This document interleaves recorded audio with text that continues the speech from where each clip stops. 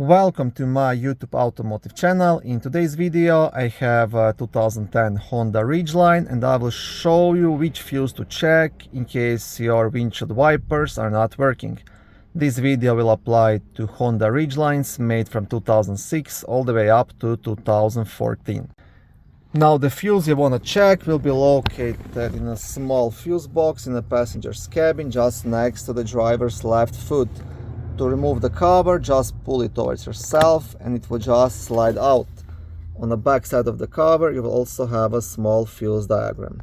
Okay, and the wipers fuse, it's a fuse number 11, which is a 30 amp green fuse in the bottom right corner.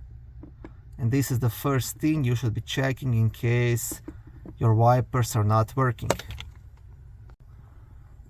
If this fuse proves to be good, next thing to check would be the wiper switch, the wiper motor, or a possible wiring issue.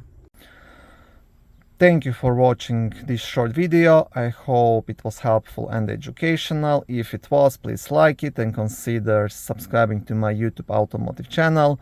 On my channel there is lots of how-to videos, do-it-yourself videos, car reviews, product reviews and other similar automotive topics.